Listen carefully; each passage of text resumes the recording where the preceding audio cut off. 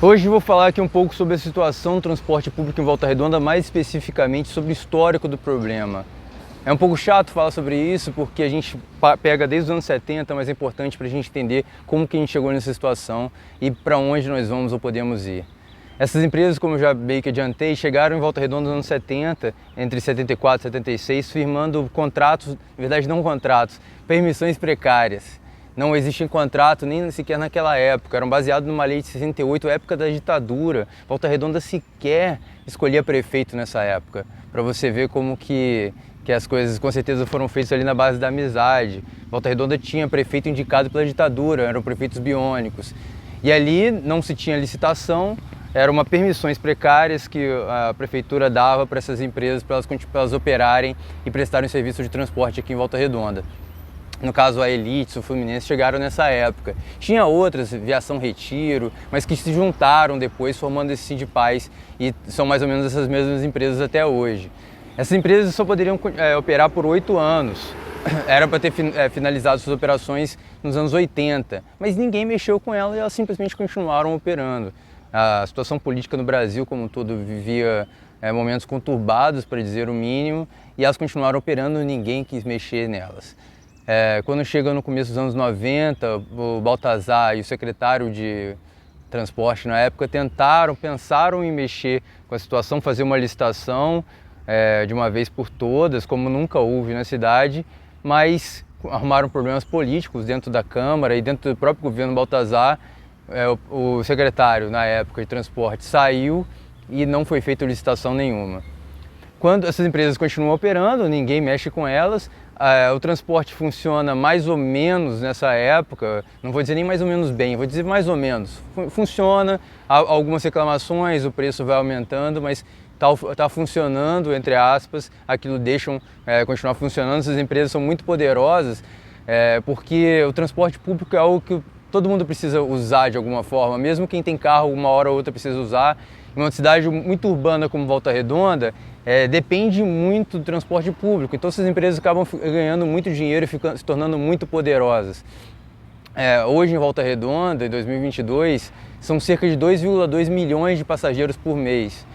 Isso contando, claro, a mesma pessoa pega um ônibus 2 vezes por dia, 3 vezes por dia, mas são cerca de 2,2 milhões de passageiros por dia. Então essas empresas, nessa época principalmente, ganhavam muito dinheiro e eram muito poderosas, ninguém mexeu com elas. Elas continuam operando.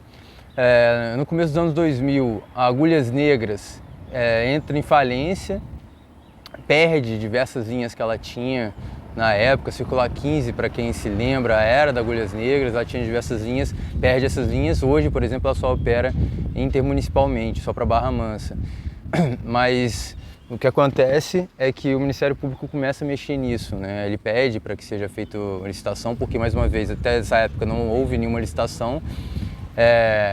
A prefeitura, na época, ao invés de tentar fazer uma licitação, alguma coisa, ela faz um contrato emergencial, mais uma vez, espalhando essas linhas da Agulhas Negras para as outras empresas que já operam. Ou seja, mais uma vez, uma oportunidade perdida, não há licitação.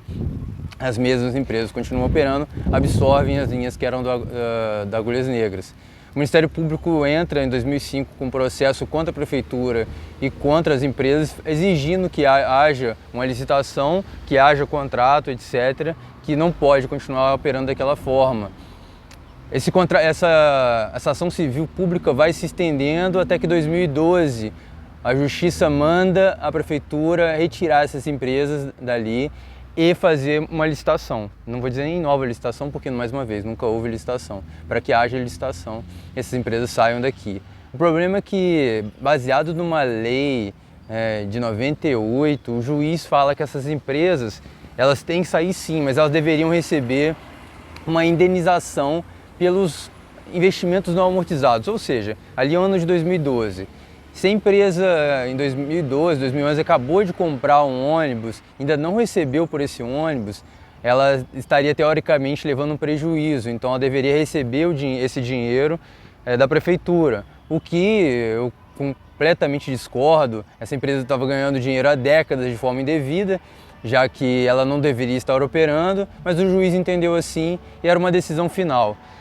A prefeitura ao invés de simplesmente acatar isso, resolver aquilo ali, provavelmente a indenização deveria ser muito pequena, ela entra com um recurso e contra a indenização. O próprio Ministério Público também entende que a indenização era injusta, indevida, devido a todo o histórico que precede aquilo, a não haver contrato e por aí vai.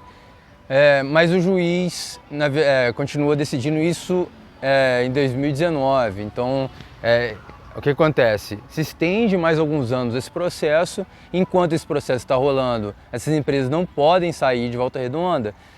Então, essas empresas continuam simplesmente operando. A Prefeitura, o Ministério Público foram recorrer contra a Justiça, na verdade, né, contra a decisão judicial de ter que pagar uma indenização a essas empresas, mas essas empresas continuam operando, continuam dando lucro para os empresários, donos dela, e a população continua pagando caro por um transporte ruim.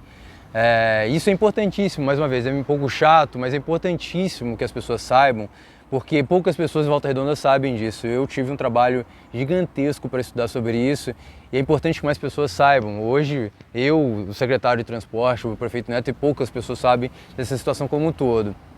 Na época, o prefeito Samuca, em 2018, 2019, falou que estava caducando o contrato das empresas da Sul Fluminense por não estar prestando um bom serviço. Só que não existe contrato. Ele simplesmente fez um decreto dizendo que a empresa deveria parar de operar aqui em Volta Redonda e que ele iria fazer uma licitação. Só que simplesmente o que aconteceu é que esse decreto foi questionado na Justiça e tudo que é questionado na Justiça com relação a essas empresas vai para o mesmo processo já existente que ainda está em curso. Eu falei que em 2019 o juiz falou que não, deveria sim, essas empresas deveriam sim sair de Volta Redonda, mas que o juiz lá atrás, em 2012, estava certo que a prefeitura deveria pagar uma indenização. Ou seja, já está decidido isso, que a prefeitura deve pagar uma indenização a essas empresas e essas empresas têm que sair, não tem jeito, elas vão sair de Volta Redonda. Todo o processo hoje que se junta contra essas empresas vai para esse mesmo processo na Justiça, que ainda está em curso. Qual pé está hoje, em outubro de 2022, essa questão judicial? Um perito está indo nas empresas, verificar o quanto é o valor dessa indenização. Só que isso, você vê, tudo na Justiça demora muito. Isso foi decidido há mais de ano, que foi a última decisão judicial para você mandar ver quanto era esse dinheiro, quanto era esse valor, para o perito ir lá ver, e mesmo assim até hoje não tem nem esse valor sequer. Na última movimentação mesmo, foi em setembro, o perito foi na garagem de uma das empresas, só que o secretário de transporte deveria estar junto com ele para acompanhar a vistoria e o secretário de transporte não estava de licença, demandando que se faça um novo agendamento, ou seja, estão enrolando com esse processo para que essas empresas continuem aí e ganhando mais dinheiro de forma precária e tudo mais. Então, muitos falam, vamos entrar na justiça contra a própria prefeitura ou contra as empresas de ônibus. Não adianta. Não há caminho legal hoje judicial contra essas empresas enquanto não for resolvido esse processo. É mais ou menos a que par estamos hoje com relação a isso. Então, infelizmente, deverá pagar essa indenização. Só que assim, essa indenização é uma coisa mais formal. Por quê? O juiz já determinou que essa indenização tem que ser até 2012, investimentos feitos até 2012.